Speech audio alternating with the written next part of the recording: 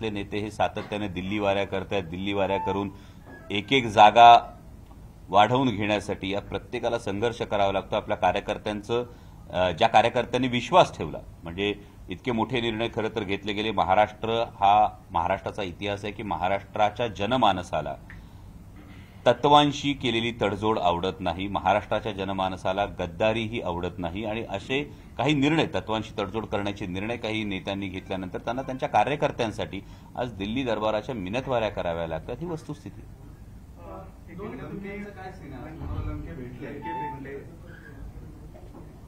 निलेश लंके आज सकाळी पवार साहेबांना भेटले, तुम्हालाही भेटले, तुमच्या चर्चा झाल्या. तुम्ही नगरमध्ये त्यांना जाहीर आवाहन केलं होतं की तुम्ही नगर दक्षिणची लोकसभा जी आहे ती शरद पवार गटाकडून लढा. तुमचं त्यांचं काय बोलणं झालं? आज त्यांचा प्रवेश होईल असं कळत होतं, प्रवेश जाहीर करतील असं कळत होतं. अचानक ते शेड्यूल बदललं. आता आणखी काही कार्यकर्त्यांबरोबर ते रिशेड्यूल होईल आणि नव्यानं पुन्हा तो कार्यक्रम घेतला जाईल. नेमकं काय झालं? लोकनेते निलेश लंके हे एक अत्यंत सच्चे कार्यकर्ते आहेत. कोरोनाच्या काळामध्ये त्यांनी जे एक अफाट काम उभं केलं याची अगदी जागतिक पातळीवर सुद्धा दखल घेतली गेली. आणि 1 मार्च ते 4 मार्च जेव्हा मी शिवपुत्र संभाजी या महानाट्याचे प्रयोग नगर शहरामध्ये करत होतो, जे त्यांनी आयोजित केले होते, ते अत्यंत देखणं आयोजन होतं. आणि दररोज अक्षरशः लाख सव्वा लाख लोक छत्रपती संभाजी महाराजांचा हा इतिहास अनुभवण्यासाठी येत होते. त्यामुळे या महानाट्यातून जो फार महत्वाचा संदेश, जो इतिहास लोकांना पाहायला मिळतो की महाराष्ट्राचा स्वाभिमान दिल्लीच्या तख्तासमोर झुकला नाही. आणि याला प्रतिसाद हा जर रोज लाख दीड लाख लोक येत असतील तर मला वाटतं लोकनेते निलेश लंके हे नक्कीच तितके जनमानसाशी नाळ जोडलेले कार्यकर्ते आहेत की लोकांच्या मनात काय आहे हे त्यांना ओळखायला फारसा वेळ लागणार नाही. आजची आमची भेट जी झाली त्या आयोजनाच्या संदर्भात त्यांचे आभार मानण्यासाठी झाली. आणि या संदर्भामध्ये जस्ट वेट अँड वॉच. पक्षप्रवेशाची तारीख ठरली का? Wait and watch. असे किती अनेक नेते आहेत जे की तुमच्या संपर्कात आहेत पण वेट करतायत?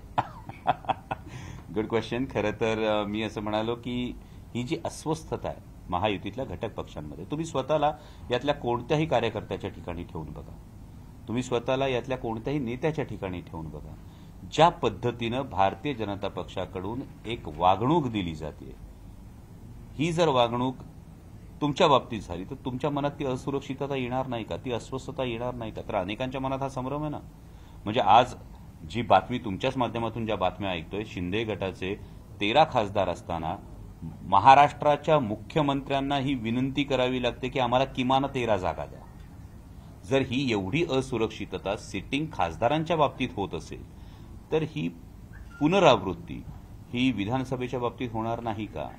ही पुनरावृत्ती या पुढच्या काळात जेव्हा महानगरपालिकेच्या निवडणुका होतील त्यावेळी होणार नाही का? ही असुरक्षितता प्रत्येक कार्यकर्त्याच्या मनात, त्या गटाच्या, ही नक्कीच आहे ना. आणि त्यामुळे असे अनेक गोष्टी आहेत ज्या गुलदस्त्यात आहेत. So just wait and watch. आज काय झालं? भेट झाली. प्रवेश नंतर होईल वेट आणि आज काय झालं? आज का नाही झालं असं? कुठलं? आज मी पवार साहेबांना सकाळी जे भेटले तिथं प्रेसमध्ये पवार साहेब नाही, त्या भेटीच्या वेळी मी नव्हतो, त्यामुळे नेमकं काय झालं ते मी तुम्हाला सांगू शकणार नाही. त्यांनी सांगितलं का तुम्हाला काय झालं ते भेटल्यावर? नाही, आमची भेट मी तुम्हाला सांगितलं त्या पद्धतीने त्या आयोजनाच्या संदर्भामध्ये जी चर्चा होती त्या संदर्भात. भेटीच्या अगोदर तुमची भेट झाली की त्या भेटीच्या नंतर तुमची भेट झाली? नाही, माझी भेट त्यांची साधारणतः 11:30 पावणे 12च्या आसपास आहे. नंतर भेट झाली. म्हणजे त्या भेटीत काय झालं हे लंकेने मला कल्पना आहे. आव्हान केलं, त्याला प्रतिसाद देतात. हा, तुम्ही त्यांना आव्हान केलं होतं तुम्ही, हे श्रेय तुमचं आहे का? नाही, माझं हे श्रेय नाही. कसं आहे, यामध्ये आदरणीय पवार साहेबांनी गेली 55 वर्ष महाराष्ट्राच्या मातीत जे काही पेरलंय ना, हे इतकं अफाट आहे.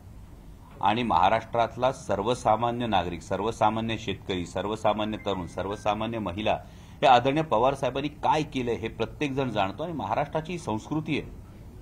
म्हणजे आत्ताच मी एक फार सुंदर ऐकलं की वडिलांनी मनी ऑर्डर केल्यानंतर वडिलांचे आभार मानायचे असतात, पोस्टमनचे नाही.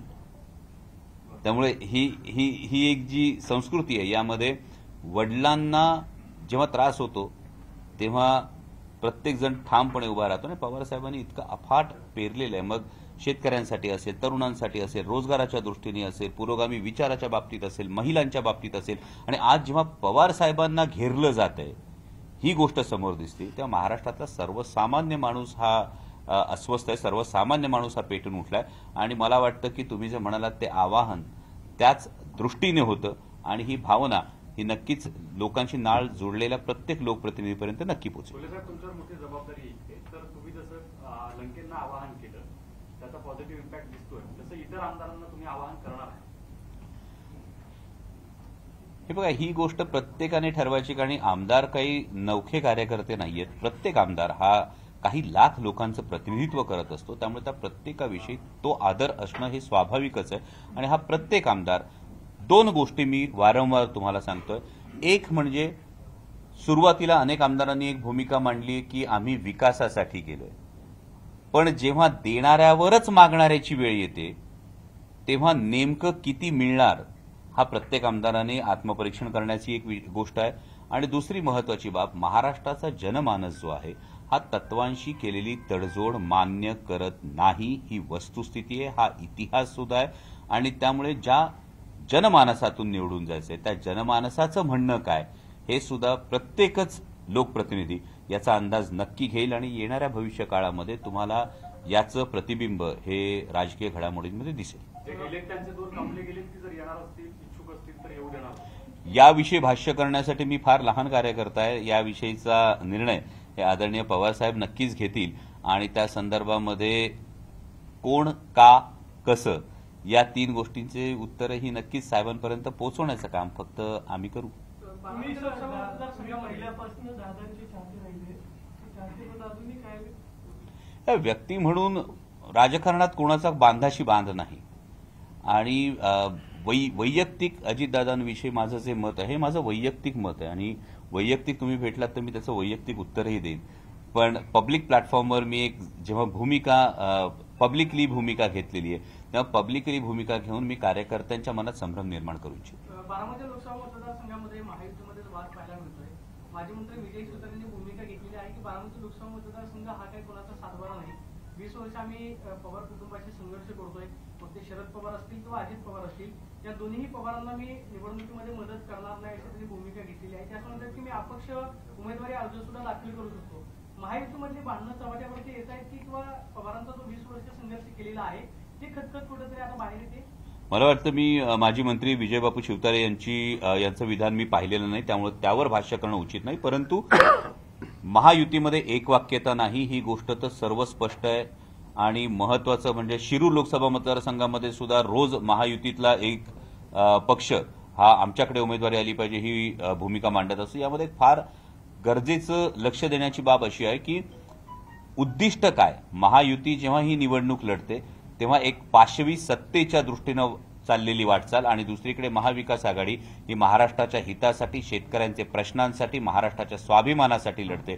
त्यामुळे तुम्हाला महाविकास आघाडीमध्ये एकवाक्यता दिसत असताना महायुतीमध्ये 3 जणांची तोंड 3 दिशेला दिसतात. तुम्हाला 5 फोन आले त्यांच्यासाठी विचारले म्हणून कलाकारांचे तुमच्या विरोधात लढण्यासाठी? असं विचारलंय कलाकारांना?